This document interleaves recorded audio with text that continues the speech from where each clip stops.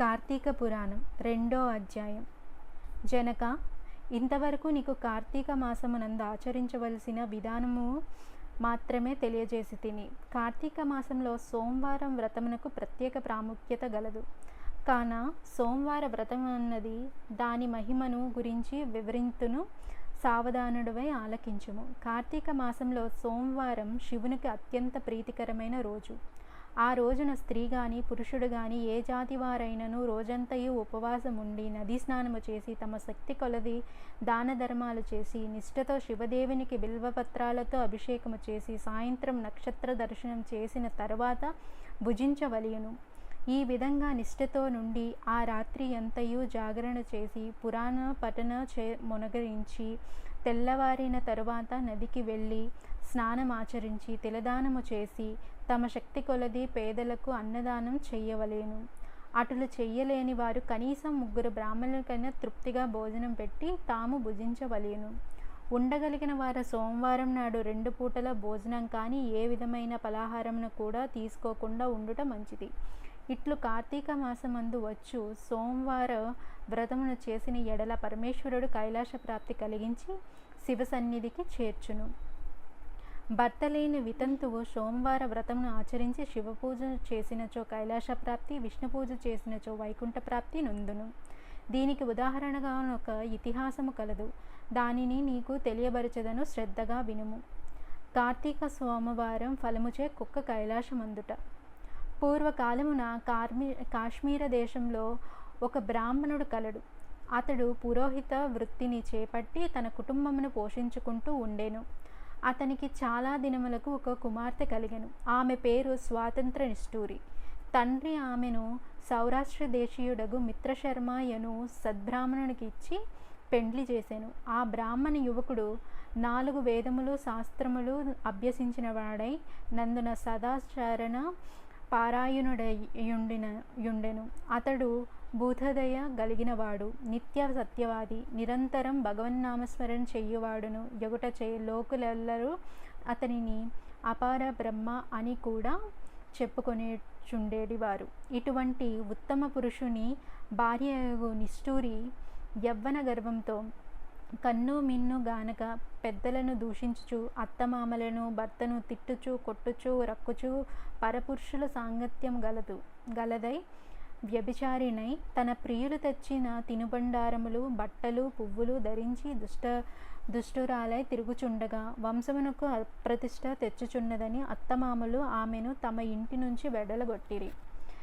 కానీ శాంతస్వరూపుడగు ఆమె భర్త మాత్రం ఆమెపై అభిమానము పోక ఆమె ఎంతటి నీచకరం కార్యములు చేసినను సహించి పొమ్మనక విడవక ఆమెతోడనే కాపురం చేయుచుండెను. కానీ చుట్టుప్రక్కల వారా నిష్ఠూరి గయ్యాలతనమును కేవగించుకొని ఆమెకు కర్కశ అనే ఎగతాళి పేరును పెట్టుటచే అది మొదలందరూ దానిని కర్కశ అని పిలుస్తూ ఉండేవారు. ఇట్లు కొంతకాలము జరిగిన ఆ కర్కశ ఒకనాటి రాత్రి ఏకశయ్యపై తన భర్త గాఢ నిద్రలో నున్న సమయమును చూచి మెల్లగా లేచి తాళి కట్టిన భర్తయన్న విచక్షణ గాని దయాదాక్షిణ్యాలు గాని లేక ఒక బండెరాతిని తెచ్చి అతని తలపై గట్టిగా కొట్టినది. వెంటనే అతడు చనిపోయాను. ఆ మృతదేహమును ఎవరి సహాయము అక్కరలేకనే అతి రహస్యంగా దొడ్డిదారిన గోంపోయి ఊరి చివరనున్న పాడునూతిలో బడవేయించి పైన చెత్తా చెదారములతో నింపి ఏమీయూ ఎరుగని దాని వలె ఇంటికి వచ్చెను. ఇక తనకు ఏ ఆటంకములు లేవని ఇంకా విచ్చలవిడిగా సంచరించుచు తన సౌందర్యం చూపి ఎందరినో వశపరుచుకొని వారాల వ్రతమును పాడు చేసి నానాజాతి పురుషులతోడను రమించుచు వర్ణసంకురాలు అయ్యెను. అంతియేగాక పడుచు కన్యలను భర్తలతో కాపురం చేయుచున్న పడుచులను తన మాటలతో చేరదీసి వారికి కూడా దుర్బుద్ధులను నేర్పి పాడు చేసి విటులకు తార్చి ధనార్జన కూడా చేయసాగాను. జనక మహారాజా, యవ్వనంబికం ఎంతో కాలం ఉండదు కదా. కాలం ఒక్క రీతిగా నడవదు. క్రమంగా ఆమెలోని యవ్వనం నశించినది. శరీరమందు మేహవ్రాణములు బయలుదేరినవి. ఆ వ్రణముల నుండి చీము రక్తము రాసిపోరుట ప్రారంభమయ్యను. దానికి తోడు శరీరమంతా కుష్ఠవ్యాధిది బయలుదేరి దుర్గంధము వెడలుచున్నది. దినదినము శరీరం పటుత్వము కృషించి కురిపోయి భయంకరంగా రోగాలతో బాధపడుచున్నది. ఆమె యవ్వనంలో నుండగా ఎన్నో విధాల తృప్తి కలిగించి వీటిలో ఏ ఒక్కరూ ఇప్పుడు ఆమెపై తొంగి చూడరు. ఇవి ఆ పరిసర ప్రాంతానికి వెళ్ళిన ఎడల తామ నెటులైనను పలకరించునని ఆ వీధి ముఖమైనా చూడకుండిరి. కర్కశ ఇటులు నరక బాధలను అనుభవించి పురుగులు పడి కొంతకాలమునకు చెడిపోయినది. బ్రతికినన్నాళ్ళు ఒక్కనాడైనను పురాణ శ్రవణమైనా చెయ్యని పాపిష్ఠురాలగుత కనుక చనిపోయిన వెంటనే భయంకరులైన యమభటులు ఆమెను గోంపోయి ప్రేతరాజగు యమునికి సన్నిధిలో నుంచగా యమధర్మరాజు చిత్రగుప్తుల వారిచే ఆమె పాపపుణ్యముల జాబితాను చూపించి, భటులారా, ఈమె పాప చరిత్ర అంతింత కాదు. వెంటనే ఈమెను తీసుకొని ఎర్రగా కాల్చిన ఇనుప స్తంభమునకు కట్టబెట్టుడు అని ఆజ్ఞాపించెను. విటులతో సుఖించినందున గాను యమభటులను ఎర్రగా కాల్చిన ఇనుప స్తంభమును కౌగిలించుకోమని చెప్పిరి. భర్తను బండరాతితో కొట్టి చంపినందుకు గాను ఇనుప గదలతో కొట్టిరి. పతివ్రతలను వ్యభిచారణగా చేసినందుకు సలసలా క్రాగిన నూనెలో పడివేసిరి. తల్లిదండ్రులకు అత్తమామలకు యపకీర్తి తెచ్చినందు సీసం కరిగించి నోటిలోనూ చెవుల్లోనూ పోసి ఇనుప కడ్డీలు కాల్చి వాతలు పెట్టిరి. తుదకు కుంభీపాకము నరకంలో వెయ్యగా అందు ఇనుప ముక్కులు గల కాకులు, విషసర్పాలు, తేళ్ళు, జర్రులు కుట్టినవి. ఆమె చేసిన పాపములకు ఇటు 7 తరాల వారు అటు 7 తరాల వారు నరకబాధలు పడుచుండిరి. ఈ ప్రకారం నరకబాధలను అనుభవించి కడకు కళింగ దేశమున కుక్కగా జన్మ ఎత్తి ఆకలి బాధపడలేక ఇల్లిల్లు తిరుగుచుండగా కర్రలతో కొట్టువారు కొట్టుచు, తిట్టువారు తిట్టుచు, తరుమువారు తరుముచూ ఉండిరి.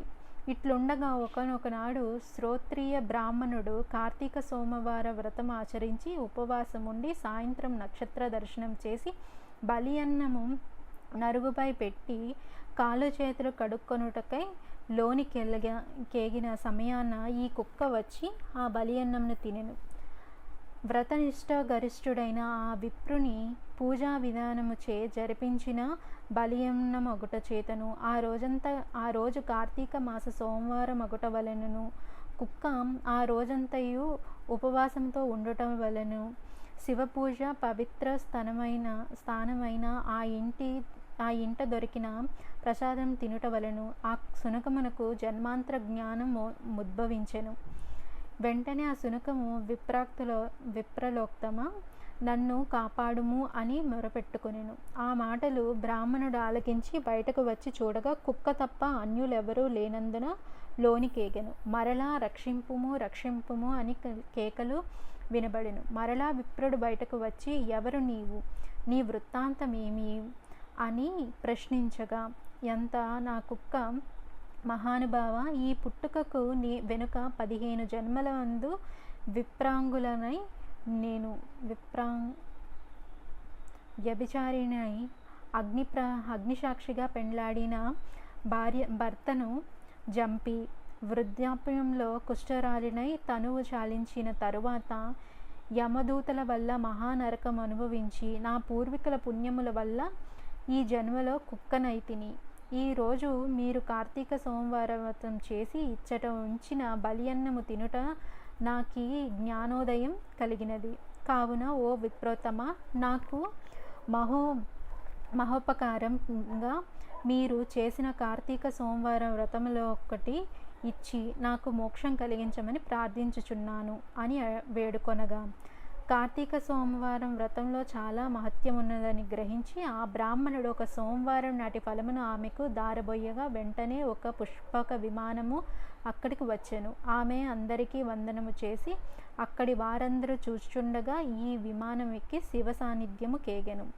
వింటివా జనక మహారాజా? కావున నీవును ఈ కార్తీక సోమవార వ్రతం ఆచరించి శివ సాన్నిధ్యము పొందు మని వశిష్ఠుల వారతనికి హితబోధ చేసి ఇంకను ఇట్లు చెప్పదొడగిరి. స్కంద పురాణమంతరి వశిష్ఠ ప్రోక్త కార్తీక మహత్యమందలి 2వ అధ్యాయం సమాప్తం. ఓం నమ శివాయ. ఓం నమ శివాయ. ఓం